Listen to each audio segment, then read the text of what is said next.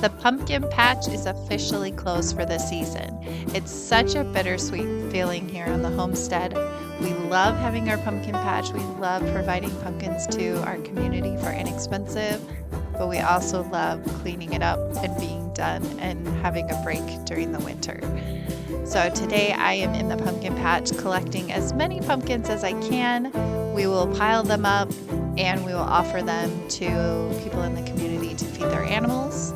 We do keep some for our own chickens, but we just have way too many and our chickens get tired of them. I also will pull my pumpkin vines. It's kind of my fall cleaning in the garden, but it also helps to prevent squash bugs from staying all winter long. So we will burn these vines in hopes that we don't have a big infestation of squash bugs come next year. But we have lots of pumpkins, so this garden fall cleaning is starting, but I'm also starting my fall cleaning inside the house today.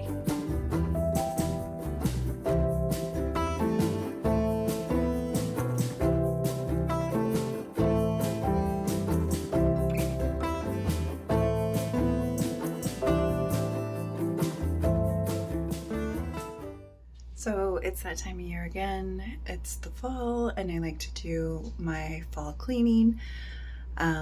So I'm slowly working my way through the house, kind of deep cleaning areas. So today we are here in the mudroom. This is just off our garage here. And this is kind of the catch-all for the kitchen and the living spaces upstairs. So it's kind of my second pantry, kind of a butler's pantry, if you will, but it also houses the kids' stuff, shoes in the shoe bin here, as well as a sink. This blank spot is supposed to eventually have some art or a mirror or anything, I don't know. But today we're gonna tackle this, get it cleaned up, so that we have everything organized. I know what is in here for the winter for our food storage, and get rid of kind of the summer stuff so that it's out of the way or put away and out of sight, out of mind, so the kids aren't pulling stuff out as well. So I'm excited to kind of tackle this. It is, again, like a butler's pantry, so a lot of our freeze-dried food comes up here and gets stored up here, or like all our spices and stuff, as well as you can see here some of our fresh garden produce. So it's just ready to be organized for the year.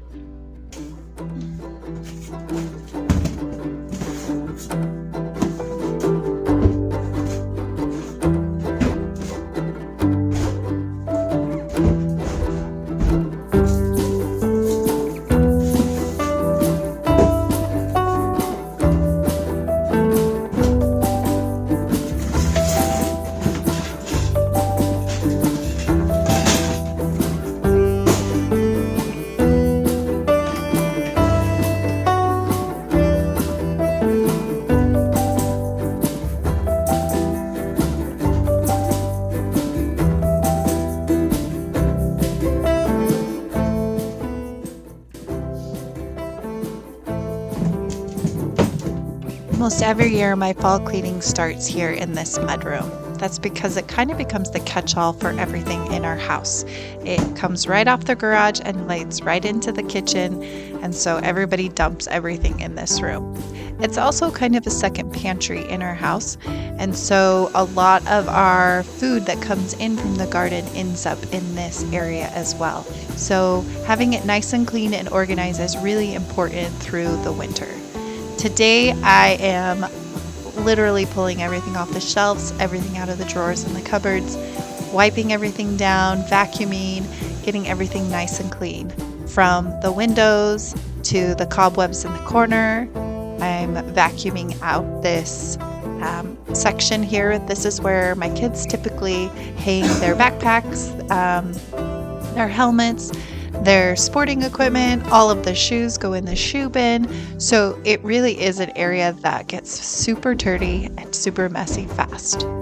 Plus, if your house is like mine, through the changes in the seasons, you also like to change up your clothes and your shoes and pull out your summer stuff and put out your winter stuff. So that's part of my fall cleaning process as well. I do clean all the surfaces, so from walls to doors to windows to countertops, inside cupboards, all the shelves. I pull everything out. I scrub the floor on my hands and knees instead of just with a mop or with our broom, and then wipe it all down, rinse and wipe. You don't want to scrub with the soap and just leave it on the floor because it will just kind of act as a magnet for dirt. So I scrub it with the soap, wipe it down, and then rinse it off with a wet rag and dry. So it is a big process, but it's so rewarding to have this area or any area of my house really nice and deep cleaned.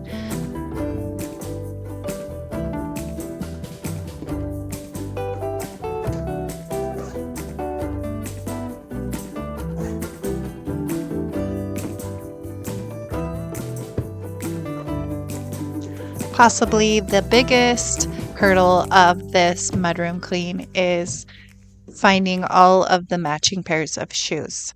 We have a lot of shoes that end up in the shoe bins. My husband and I keep most of our shoes in our bedroom, other than our work boots or our snow boots. But my kids, all of their shoes end up in the mudroom, in the bin, or in the entryway. So going through and finding the matching pairs, deciding which shoes need to stay out for the winter months, which shoes can be put away for next summer, and then which shoes we have grown out of and can donate. Proved to be a little bit bigger of a process than it typically is. But once all of that was figured out, I went back into the mudroom and was able to put all of the shoes that we need for this winter in the bin. They all fit. It was a really good feeling. We just have too many shoes, especially shoes that don't fit. The final task was going through all of the shelves, reorganizing, pulling things off the shelf that we no longer need, throwing away any garbage or trash. These shelves also hold all of my seeds for the garden. So I was organizing the seeds, making sure everything is on the same shelf, and then just putting everything back together. Everything clean, everything wiped down, everything hung up so that this mudroom was clean and ready for the winter.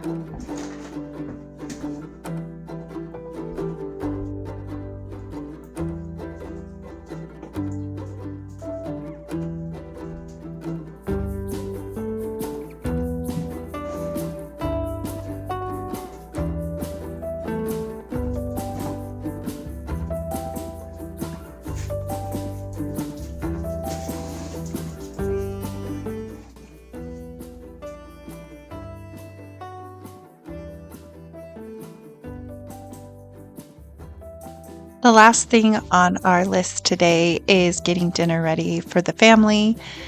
Because the pumpkin patch is finished for the season, the mudroom is all ready and packed with yummy produce, especially little pumpkins, potatoes, and onions.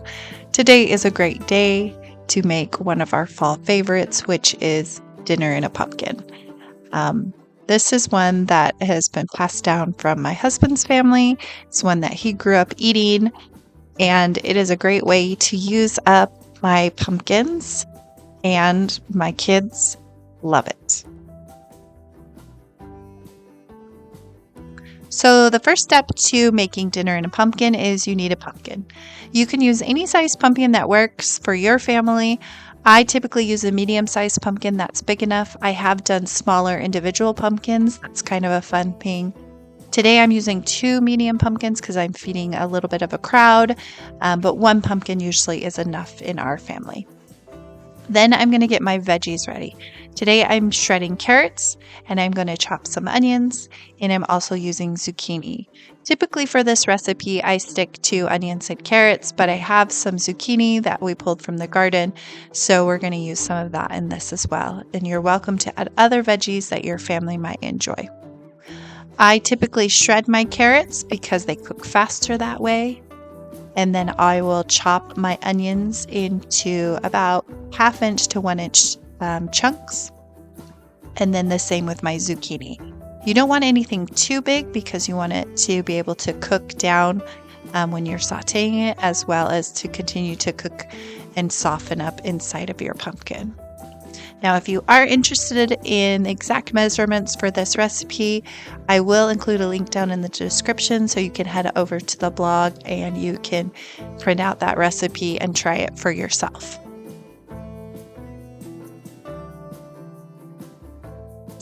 One of my favorite things about this recipe is that everything included in the produce we grow ourselves. That's what makes it such a great fall harvest recipe. The pumpkins are, the zucchini, the onions, the carrots, all of them we've grown ourselves. And so it's kind of a rewarding dinner to know it comes right from the homestead. To make the mixture that's going to go inside our pumpkins, we're going to start by browning up some ground beef. I usually will add my onions to the ground beef. That way it has a little bit more flavor. That ground beef kind of absorbs some of that flavor. Once it's browned up, I'm adding a couple tablespoons of brown sugar and soy sauce. And that's going to, again, add a little bit more flavor to the meat, but also kind of make it a little saucy. And that's going to make it just so yummy and delicious. I probably add more soy sauce than I should. But once that's kind of mixed in, we're going to add the carrots and the zucchini, and we're going to saute this for a few minutes. Now, you don't have to saute it very long because we shredded those carrots. Now, if you didn't shred your carrots, then you're going to need to cook your carrots until they're soft because they're not going to cook all the way in that pumpkin. So that's just my tip, why I shred them. But I'm going to saute all this down until it is softened. And then I'm going to add a couple of cups of rice and mix that in really well. So it's really well deposited. Everything is mixed good. And then we're going to put this mixture right into our pumpkins. I fill it up almost to the top, and then I'll put the lid on top of the pumpkin.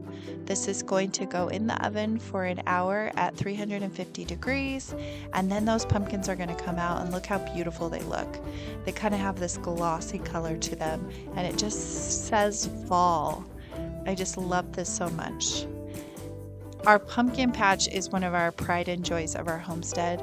We love that we can grow our own pumpkins and provide pumpkins for others, but we also love when the time comes that we can put that pumpkin patch away and just finish out the fall together as a family. We are so grateful for all those who support us, and especially for you. Thanks for watching, and we'll see you next time.